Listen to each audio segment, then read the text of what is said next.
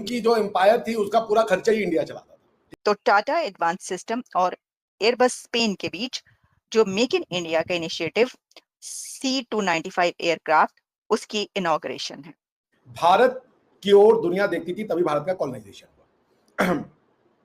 दुनिया में यूके के या और भी जितनी कॉलोनाइजिंग शक्तियां आई, उनके बाद बहुत सारी कॉलोनियल टेरिटरीज थी, लेकिन हर किसी ने भारत को अपना शाइनिंग जूल का, इवन यूरोप कहता था, इवन ब्रिटिश एम्पायर कहता कि the shining jewel in our empire is India. लेकिन इसके अंदर ये बात है कि वो सबमरीन जो कि जर्मनी भी हासिल करना चाहता है, कि जर्मनी कह रहा है हम आपको टेक्नोलॉजी देते हैं और आपके यहाँ आकर जो है वो बनाते हैं, वही प्रोजेक्ट स्पेन भी लेना चाह रहा है। डॉक्टर जयशंकर बड़ी मतलब नफी तुली और बड़ी मतलब जिसे कहते हैं लाउड एंड क्लियर बात करते हैं। वो कह रहे हैं कि दुनिया जो है वो इंडिया की तरफ आ रही है और जर्मनी ने इंडियन यूथ के लिए अपने दरवाजे खोल दिए हैं। उन्होंने बात की कि दुनिया जो है वो इंडिया की तरफ आ रही है और दुनिया न्यू इंडिया पे यकीन रखती है। नमस्कार दोस्तों, जय हिंद। वीडियो शुरू करने से पहले अगर आपने हमारे चैनल को सब्सक्राइब नहीं किया है तो आप सबसे अनुरोध है, प्लीज़ हमारे चैनल को सब्सक्राइब करें और हमारे वीडियो को लाइक करें। आइए हम पूरी वीडियो देखते हैं। डॉक्टर जयशंकर बड़ी मतलब नफी तुली और बड़ी मतलब जिसे कहते हैं लाउड एंड क्लियर बात करते हैं। वो कह रहे हैं कि दुनिया जो है वो इंडिया की तरफ आ रही है और ये खैर कोई ये नहीं है कि सिर्फ स्टेटमेंट है, लेकिन क्या और ऐसी चीज़ें हो रही हैं जिसकी वजह से वो ये कह रहे हैं। और वो कह रहे हैं कि एक नए इंडिया पे, न्यू इंडिया पे लोग यकीन रख रहे हैं, यानी वो बाकी दुनिया की बात कर रहे हैं। क्या ऐसा कुछ हुआ कि उसको मतलब एज ए न्यू इंडिया हम कहें? और फिर जो वो कह रहे हैं कि लोग हमारी तरफ ये आ रहे हैं या हमें देख रहे हैं, हमारी तरफ बढ़ रहे हैं, ये ब्रिक्स की वजह से है या ओवरऑल जो अभी 10-12 साल गुजरे हैं, ये सारे उस सिनेरियो को बयान कर रहा है। देखिए, मैं इसको कहूँगा ये है कि इट्स हिस्ट्री रिपीटिंग इटसेल्फ ना। कुछ चीज़ें तय होती हैं, वो चीज़ दोबारा से हो रही है। जैसे कुछ फैशन चले जाते हैं, फिर वापस लौट के आते हैं, फिर चले जाते हैं, फिर वापस लौट के आते हैं। भारत की ओर दुनिया देखती थी तभी भारत का कॉलोनाइजेशन हुआ। दुनिया में यूके के या और भी जितनी कॉलोनाइजिंग शक्तियां आई, उनके बाद बहुत सारी कॉलोनियल टेरिटरीज थी, लेकिन हर किसी ने भारत को अपना शाइनिंग जूल का, इवन यूरोप कहता था, इवन ब्रिटिश एम्पायर कहता कि the shining jewel in our empire is India. उनकी जो एम्पायर थी उसका पूरा खर्चा ही इंडिया चलाता था, ठीक है ना। तो उस समय भी दुनिया आई। जयशंकर साहब ने कोई नई बात नहीं कही। दुनिया के आने का तरीका बदल गया है। पहले आक्रांताओं के नाम पे आए, पहले लूटने के नाम पे आए, पहले पॉलिटिकल या दूसरे रीजन से आए। आना तो उनको भारत के पास ही है। क्यों? अब ये प्रश्न तो आपका अच्छा है कि क्यों आ रही है भारत के पास। और जब मैं भारत की बात कहता हूं तो मैं बार बार कहता हूं कि आप तो मेरा पार्ट है, ठीक है ना। क्योंकि भारत ऐसी फिलॉसफी है जो टाइम टेस्टेड है, ठीक है ना। भारत यहां पर सदियों से रहा है। नए देश आए और गए, नए आइडेंटिटियां और एम्पायर बनी और बिगड़ी और खत्म हो गई, मगर भारत वही रहा, ठीक है ना। So India has proved to the world that it is an ideology which is timeless, which is forever and which is cordial. दुनिया ने सारी आइडियोलॉजीज अपना ली हैं, पर दुनिया को पीस नहीं मिला। Now the time has come to give the Indian philosophy a chance. क्योंकि बाकी फिलोसफियों में वो दम नहीं रहा। ये दुनिया ने देख लिया, लड़ाई झगड़े मारपीट हो रहे हैं।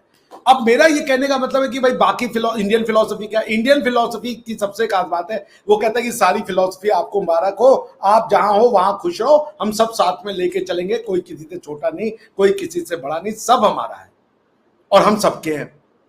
आप और बता दीजिए, 5-6 कॉन्टिनेंट है, 5 कॉन्टिनेंट है दुनिया में। अफ्रीका है, एशिया है, यूरोप है, ऑस्ट्रेलिया है और लैटिन अमेरिका। कौन से देश है? पेरू, चिली, बोलीविया, ये छोटे छोटे देश हैं। वहां पे यूनाइटेड स्टेट्स ऑफ अमेरिका और कनाडा बड़े देश हैं, जो कि बेसिकली वेस्टर्न सोसाइटी है, वेस्टर्न सिविलाइजेशन है। यूरोप वेस्टर्न सिविलाइजेशन है। ये सारी के सारे मैक्स आउट हो चुके हैं as far as the economic growth, as far as the ideological growth is concern. और इनकी जो रिप्लेसमेंट है, या जो इनको चाहिए अपनी इकोनॉमी को चलाने के लिए, उसको स्केल अप करने के लिए, जो इनको, जैसे आप अगर बहुत बड़े इंडस्ट्रियलिस्ट हो तो सामान कहीं तो बेचोगे ना फकर भाई। अगर आप बहुत अच्छी कार बना रहे हो, आप मर्सिडीज बना रहे हो, BMW बना रहे हो, ऑडी बना रहे हो, कहीं भी बना रहे हो, बेचोगे तो कहीं ना। बिल्कुल मार्केट आपकी चाहिए। आप बिल्कुल यू नीड मार्केट। तो आपने अपनी कारें बेच बेच के बहुत बड़ा अमीर एक एम्पायर बना लिया, बहुत अच्छी डेवलपमेंट हो गई, लाइफ की क्वालिटी बहुत अच्छी हो गई, लेकिन उसको मेंटेन कैसे करेंगे? क्योंकि जिस दिन आपकी कारें बिकना बंद हुई, खेल खत्म हो जाएगा। बिल्कुल फिनिश। और भारत जो है वही अपॉर्चुनिटी आपको प्रोवाइड करता है with the mental peace and stability of the political order. वो चाइना की तरह आपकी पॉलिटिक्स में घुस करके या सोशल ऑर्डर या पॉलिटिकल ऑर्डर या इंटरनेशनल रूल ऑफ लॉ को चेंज करने का प्रयास नहीं करता। भारत रूल ऑफ लॉ को सबसे ज्यादा मानता है।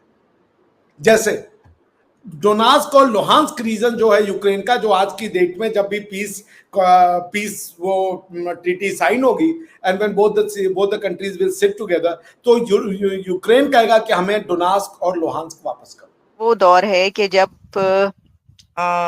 जो कंट्रीज हैं वो कह रहे हैं कि भाई इंडिया के साथ हमने मिलना है, इंडिया के साथ हमने करना है। अब मैं ये क्यों कह रही हूँ? इसलिए कह रही हूँ कि अभी German chancellor Olaf Sholes India होकर गए हैं और उन्होंने सबमरीन्स की बात की और जो मिलिट्री कॉन्ट्रैक्ट्स हैं उसकी बात हुई। 27 एग्रीमेंट्स तो हमारे सामने आ चुके हैं और इसके अलावा जो 90,000 वीजा 90,000 वीजा जो हैं वो खोले हैं उन्होंने एनुअली इंडियन यूथ के लिए। लेकिन अब इसी के साथ जैसे ही जर्मन चांसलर वापस गए हैं तो इस वक्त एक और साहब इंडिया पहुंच चुके हैं और वो हैं ये जो आपको एक हैंडसम से साहब नजर आ रहे हैं, इनका नाम है सांचेज पेड्रो सांचेज जो हैं ये प्राइम मिनिस्टर हैं स्पेन के।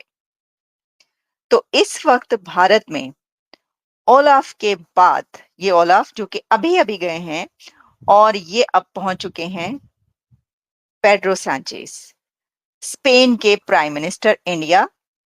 और ये आप देख सकते हैं कि जो इनकी मुलाकात हो रही है प्राइम मिनिस्टर नरेंद्र मोदी के साथ। और ये जो स्पेन का दौरा है स्पेन के प्राइम मिनिस्टर का, इसलिए बहुत सिग्निफिकेंट है क्योंकि ये आफ्टर 18 इयर्स है।